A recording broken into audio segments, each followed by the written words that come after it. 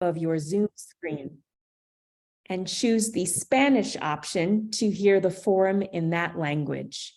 We'll wait a moment while the interpreter interprets my words.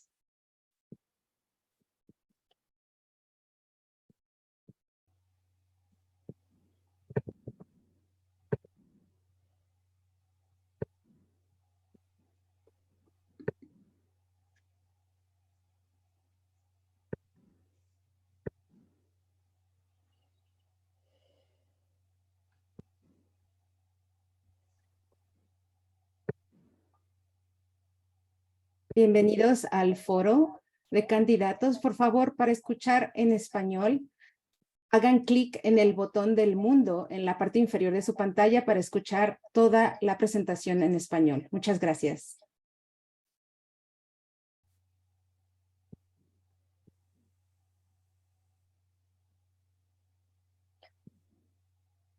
Okay, Martine, I think we're ready now. Great.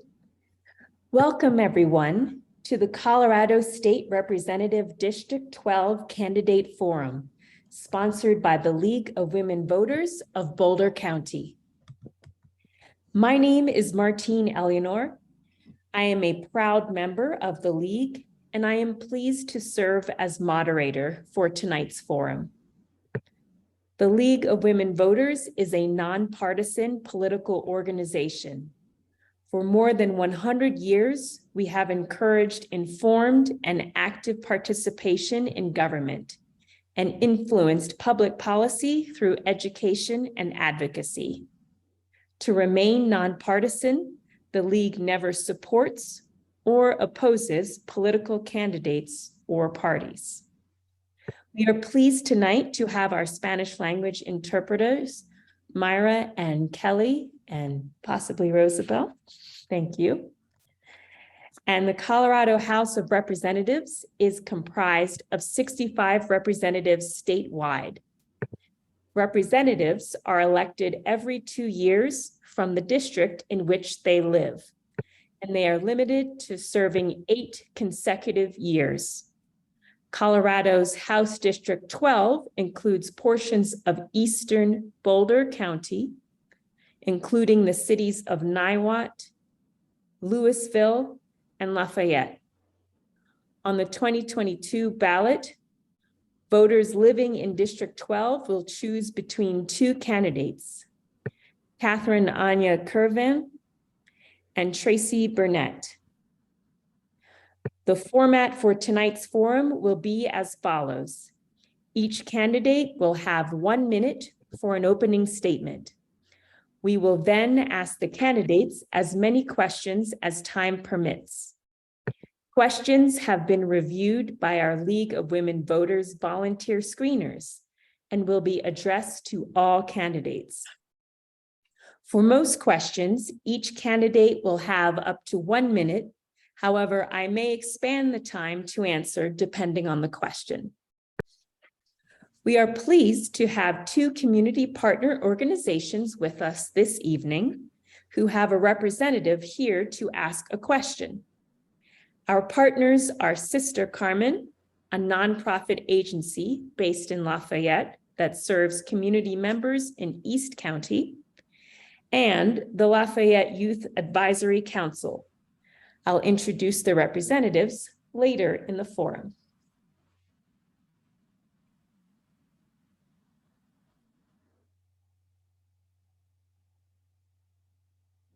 Okay, and our Zoom timer, who will be here, who has the wonderful paddles, is going to help you stay on track. Emma Pillar is going to be tonight's timer, and we'll finish with 1 minute closing statements. Now to the opening statements and questions.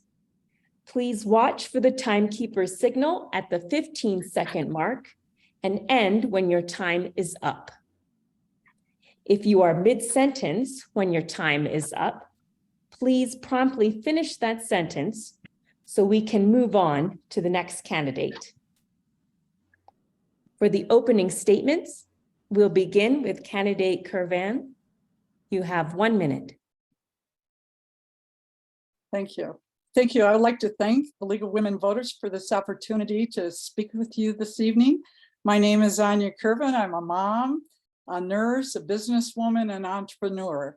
I have lived in Colorado for 50 years, and the reason that I'm running is that it's really clear to me the current leadership has failed Colorado. We have some of the highest crime rates in the nation. Only 35% of our kids can read and write at grade level, and we have the highest inflation rate in the nation at 16%. That's double the average of the rest of the nation. And as a representative republic, we have hold our politicians accountable. And to that end, I really want to ask Representative Burnett, do you live in House District 12? That is a legal requirement under the state statute. So I would appreciate it if you could tell us tonight. Thank you.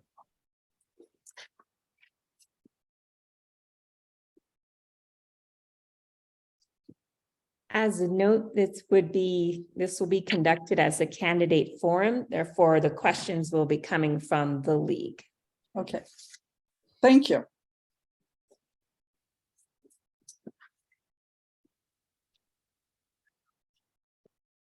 Next, we'll have candidate Burnett for opening statements for 1 minute.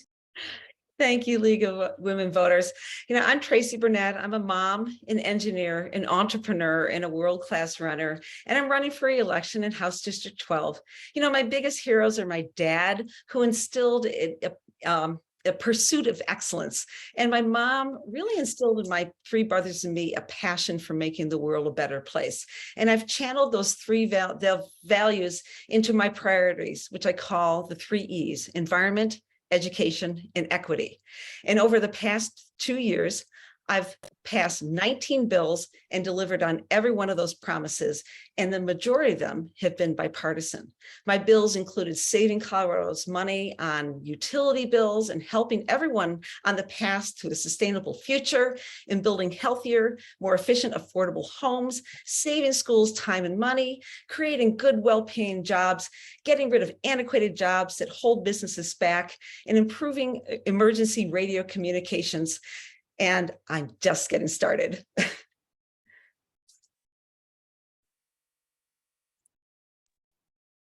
Thank you. For our first question, it will be directed to candidate Burnett. Do you have ideas for reducing inflation here in Colorado? For 1 minute. Oh, you know what? The inflation is a world problem. I mean, Germany and Britain, they have 10% inflation. Here in the US, it's 8%. And a lot of it's caused by the war in Ukraine and supply chain issues and things like that. But what really bothers me? There's a lot of companies that are holding back on their profits. And they're in fact, in Q2, there was $60 billion that the oil and gas companies retained, and they use that to buy back stock. But what are the things that we have been doing here in Colorado? We've rolled out universal kindergarten. We're rolling out pre-K. We have accelerated the Tabor cuts so that the Tabor refund, so you're getting them and everybody gets the same amount. So what are the things we have to do in the future? We have to reduce childcare costs and co-locate childcare near workplaces. And I've also worked on energy efficiency. Thank you. Candidate Kervin for 1 minute. Yes, thank you. I think the biggest issue regarding inflation is quit printing money. We have to live within our means. And to get the inflation going, that's been pretty much man-made by the Biden administration, that we need to get our energy sector going again. So we turned off our gas and fuel, and that was one of our biggest national products exporting. And I think we need to get the pipelines turned on again. We need to recharge the energy industry, and not just fossil fuels, but start to get renewables going.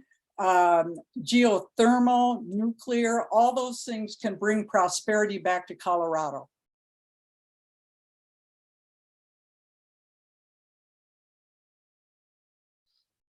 For the next question, we are pleased to invite Suzanne Crawford, the CEO of Sister Carmen, a nonprofit agency serving people in need in Eastern Boulder County. Suzanne, please go ahead with your question. We'll start with candidate Kervin for 1 minute.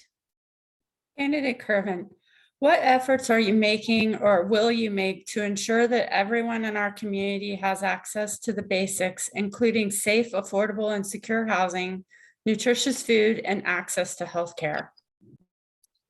Well, I have to say that I don't know all the programs that are in place for the people that are in need, but I think that I would do everything possible to make sure that people have the ability to have shelter and food, etc. But I really am not versed in all the programs that are available from the state, from the churches, from the communities. So until I really feel well versed, I can't give you a better answer than that. But my compassion is there as a nurse and as a believer. I do everything I can to help the needy in our community.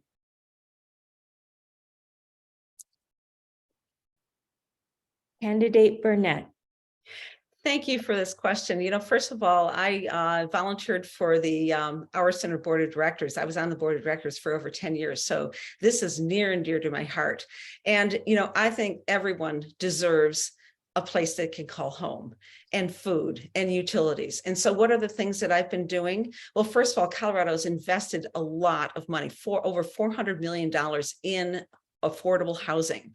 And I have worked personally on improving the energy efficiency of housing for residents and also for affordable housing, and doing a program that fosters affordable rental housing for people like teachers who are starting out in their jobs. Those are the things I'm doing. But you know, we need to vote in the school lunch program, and we need to expand broadband, because that's how we can get better telehealth throughout Colorado. And I've been working on these things and will continue to work on these things. Thank you.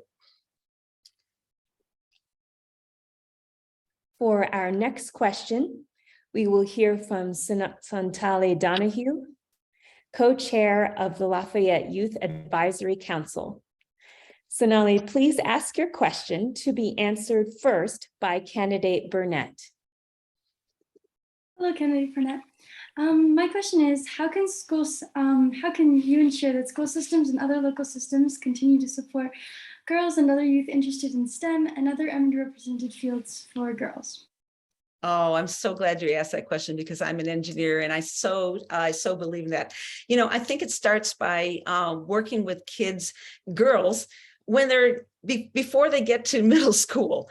And I actually fostered a robotics team in middle school to teach and to get girls interested in science and technology. So that's one way. You know, we have to get over this fear of math and things like that. And so the other thing that I do is I just go out and talk to students and let them know that it is really fun being an engineer at the state capitol, because you get to do really cool things and make a big difference in people's lives. And a lot of people, a lot of legislators are afraid to take on, you know, difficult, complicated things like technology and, you know, all the energy efficiency things I do. So the more that we go out and talk to people and show and demonstrate that we can do this, I think it will really inspire kids. Thank you. Candidate Kervin. Thank you. As a nurse and a master's in science, I'm delighted to see that that you're interested in STEM. I think one of the key points that we have to be thoughtful of is, I think our educational system needs a real sea change in the entire system. Our kids are failing at multiple levels. The teachers are leaving. Colorado will not have a workforce exactly to innovate and invent and prosper. And so I think it's really going to be breaking up the educational monopoly that we have now. And then it's really to encourage school vouchers, choice, and have that money follow the kids. So if you're interested in scientific achievements, you can go to a school that really works to provide that. Thank you.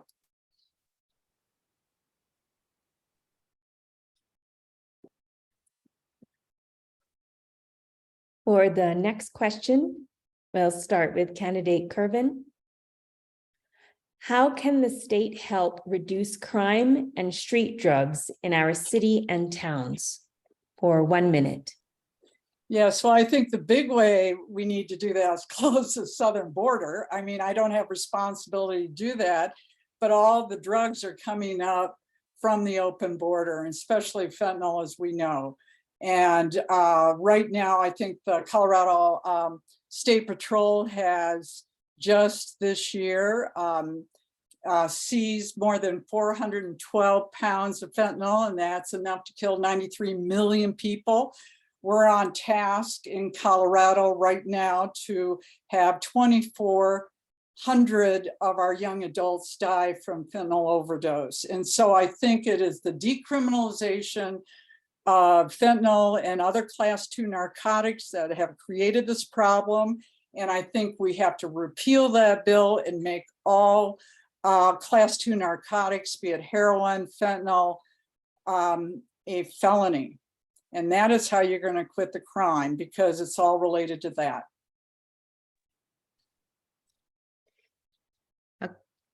Okay. Candidate Burnett for Okay. 1 minute.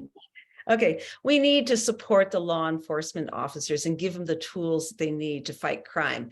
And, you know, we just passed this big bipartisan fentanyl bill that holds the gives law enforcement the tools they need to fight the fentanyl crisis, and also to help those who are addicted to fentanyl with the support they need. And so that was a big, huge bill that we passed this year, but we need to do more than that, because there's so many people. The mental jails are the largest place where people with mental health problems are housed.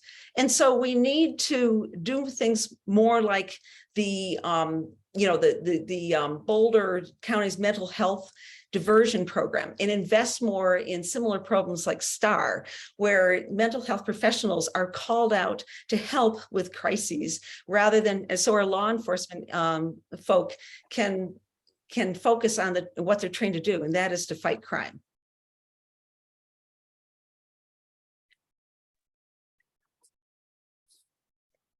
For the next question, we'll start with candidate Burnett. What is your opinion on how the state of Colorado handled the COVID lockdowns? How would you want to modify it in the future? For 1 minute. Thank you for that question. I think it was I think we did pretty well. In fact, our COVID rates and deaths were less than other parts of the country. I know that it was a very divisive issue, but I think we need to follow the science. It was really, really difficult at first getting things like PPE, personal protective equipment. And so we just passed a law that says that we can stockpile those kind of things. So we do not have the problems that we had trying to get those critical equipment on board. So we also need to just do a better job of communicating the risks and how people can get the health care they need. And so, I think in bottom line, we have to follow the science, and the science changes. And so this is what we had going on with the COVID. We did not know what things were. It was a new virus. And so the guidelines did change over time. Thank you. Candidate Kervin for 1 minute. Yes, thank you for the question. I think we did not follow the science. I can tell you as a nurse, I was appalled that we were all truly wearing masks all day long. Because as a nurse, I know the masks that everybody was wearing, a virus is very small and it's smaller than 2 microns, and the masks aren't that small. They're good for bacteria, but not for viruses. So the science was not followed. There was a lot of changes. The science changed every day. And I hold Dr. Fauci and a lot of the public health officials squarely. They created a lot of distrust in the healthcare system because of their lack of leadership. I think I agree at the beginning, we weren't sure what we were dealing with, but when we did, we were not listening to the good scientists. We were following some person that made really outlandish models that proved to be wrong. So everything that they had told us at the beginning ends up to be not correct now. And that's sad because people have lost faith in the healthcare system.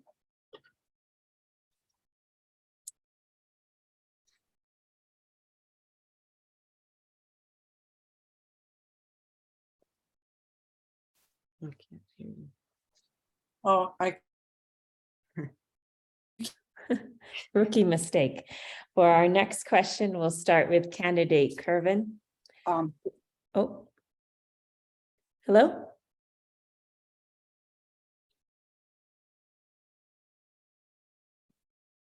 I think she's frozen. It appears so.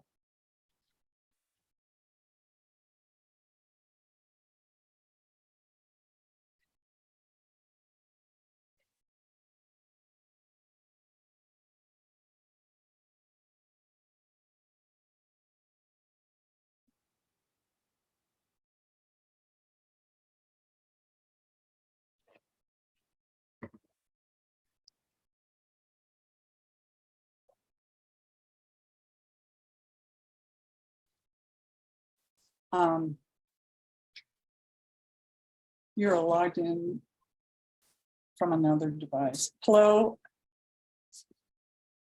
Hello, candidate Kervin, can you hear us? Yes, I'm sorry, I did not hear the question. And somehow it just,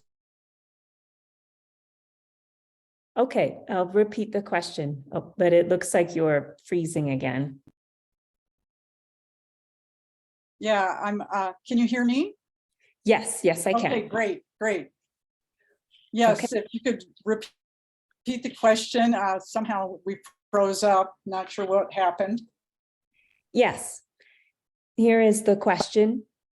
What are your thoughts about the oil and gas industry as well as the renewable energy industry? Well, I'm a supporter of oil and gas. I think we will need oil and gas for the near future. I also support nuclear energy. That's the cleanest energy around. I support geothermal and renewables. I think we have to have a whole host of solutions here. I don't want the solution be electricity because it still takes coal to drive electricity and electrical vehicles. So I think we have to be pragmatic, we have to be reasonable, and we have to use all forms of energy. And I think the more that we use and allow the market forces to work, that we'll have competition among all these energy sources and we will get innovation out of it. So I think that we should turn on the energy sectors and have them innovate and really bring solutions to the problems with wind and solar. And so I am for making that competition happen. Thank you. Candidate Burnett for 1 minute. Thank you. I believe in the science and climate change. And that says that we have to stop burning and extracting fossil fuels. And we need to bring everybody, we need to start weaning ourselves off of fossil fuels to heat our homes and to drive our cars. And we need to bring everybody along on that path to the sustainable future. And the Colorado, the utilities are telling us, the Colorado utilities are telling us that they're going to be 80% renewable by 2030. So we need to make sure that we have EV charging stations, and because you will not be able to buy a gas powered vehicle by 2035. And we need to bring people who are in the fossil fuel industry along.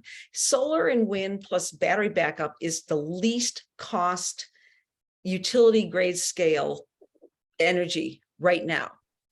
But we need to look at things like, I agree with candidate Kervin, we need to look at geothermal, we need to look at hydrogen. Thank you.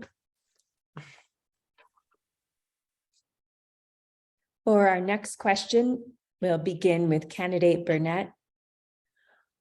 What do you feel are the economic priorities for this district? How would you enable small businesses to thrive in our district's rural communities and smaller towns? They'll do 90 seconds for this one.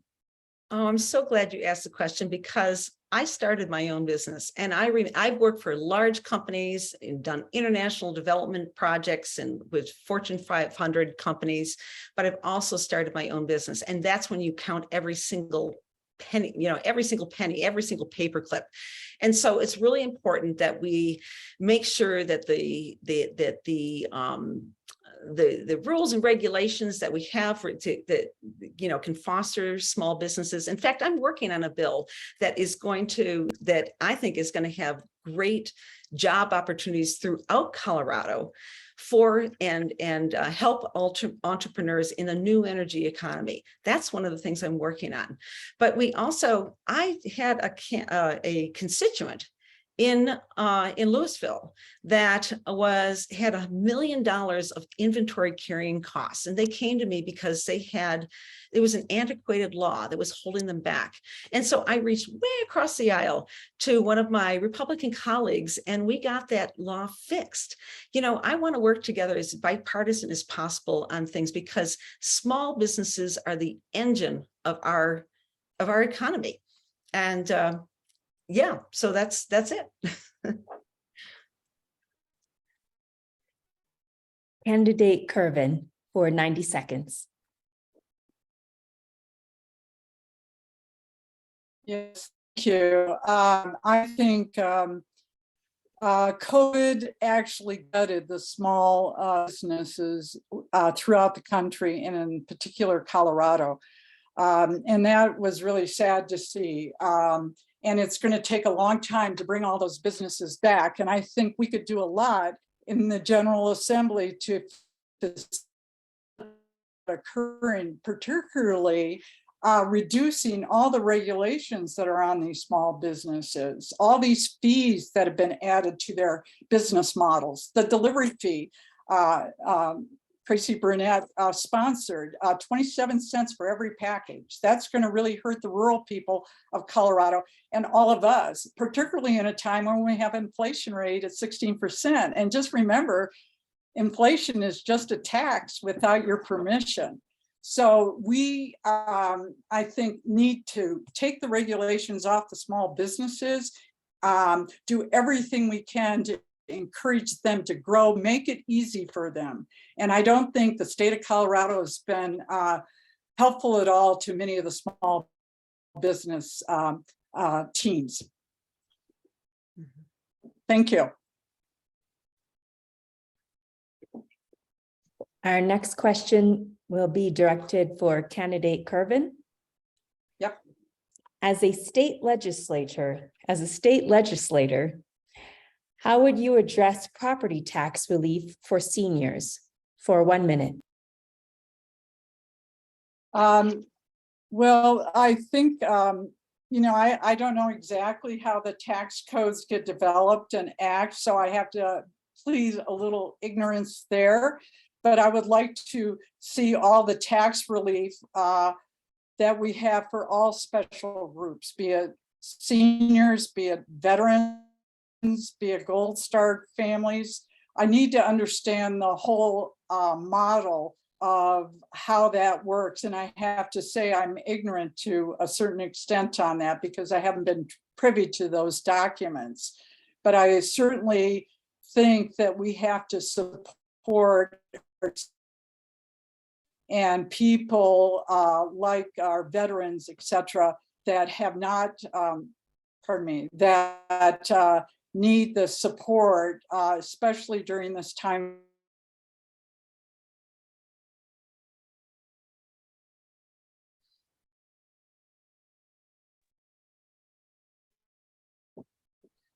And it looks like it's frozen.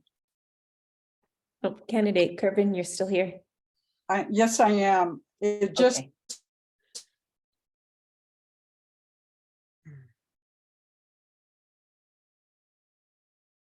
Can you hear us? I'm still here. Thank you. Okay, thank you. Candidate Burnett for 1 minute. Well, we've got a growing aging population. It's a fastest growing segment of our entire population. And people, elderly, they're on fixed incomes, they tend to have more medical issues. And so property taxes is a really big part of that. I think that Tabor really plays into that. It's been, it's just strangled our economy. It's strangled the way we can fund our schools. And so what happens is things like, schools increase the property taxes because they're not getting the aid from the state. And, so I do think that we need to, reduce property taxes for seniors because they are on fixed incomes. And help them also with utilities so that and services that they can age in place so that they can continue to stay in their homes and age in their homes rather than go into expensive nursing homes.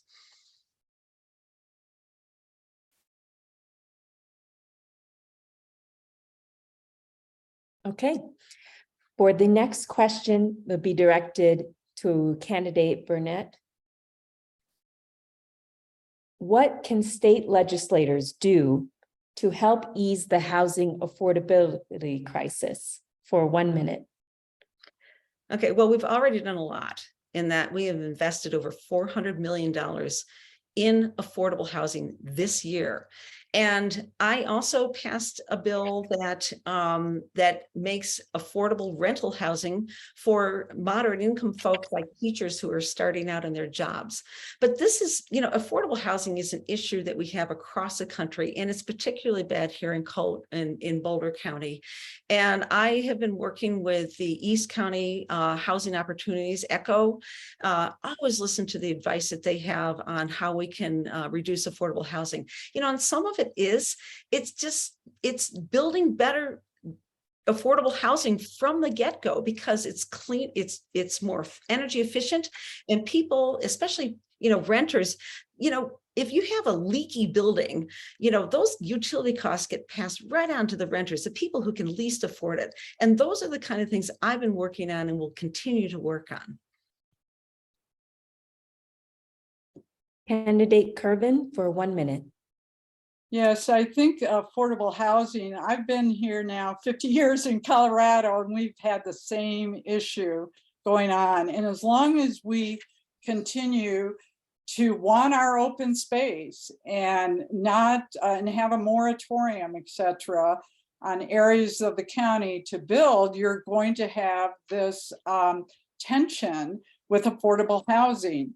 And I think that it's a difficult situation, and I don't think we can build back right to begin with, because that's very expensive, and there's only so many people that can afford those kinds of materials and structures. So I think we have to be pragmatic again about affordable housing, and sometimes you're not going to be able to do that in every community. And I suggest that we have to think at a much broader scale than what we're doing and have handoffs here.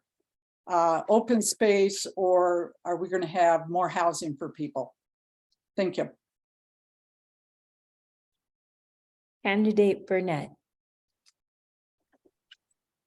Oh, never mind. Looks like we are at time.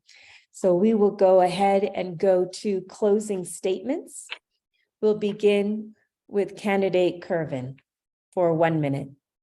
Again, I thank you all for the opportunity to speak with you tonight. I'm sorry about the technical changes.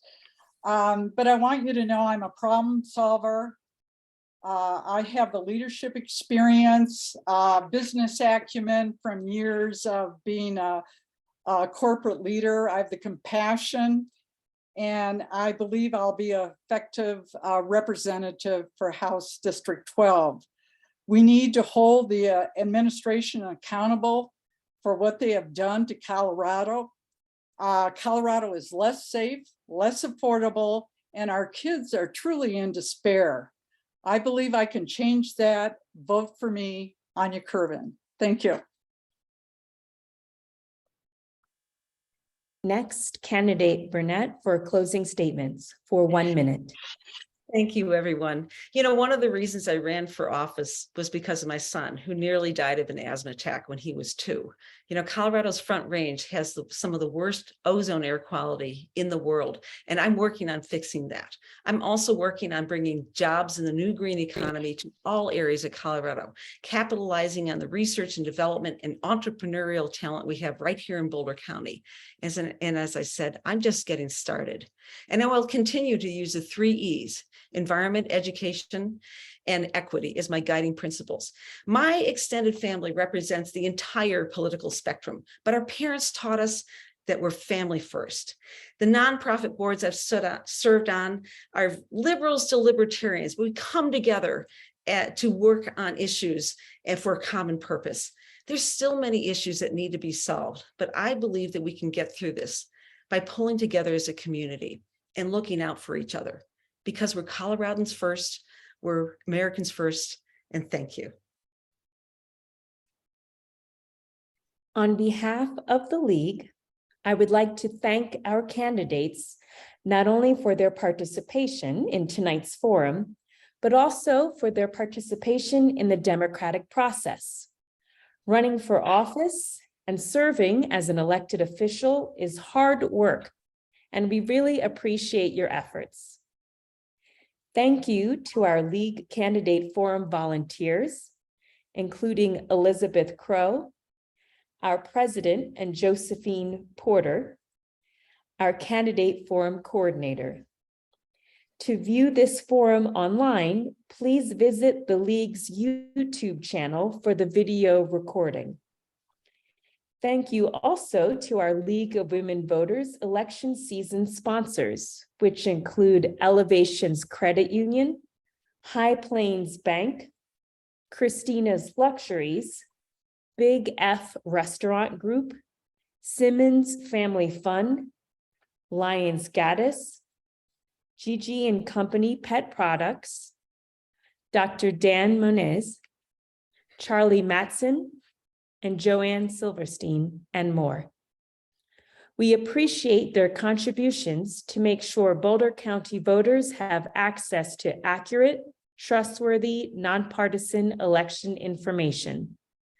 And finally, thanks to our House District 12 voters participating tonight as viewers. It's up to all of us to make sure we respect and work to protect our democratic processes. Too many people have suffered and succeeded in the struggle to win these rights for us not to use them. It starts with being an informed and active voter. Following this forum, please check out vote411.org for all the information you need about local, state, and national candidates and ballot issues. The League of Women Voters of Boulder County works throughout the year to help empower voters and defend democracy. If you would like to lend your time and skills to encourage civil engagement for all people in a nonpartisan manner, please join us. All the information you need is on our website at www.lwvbc.org.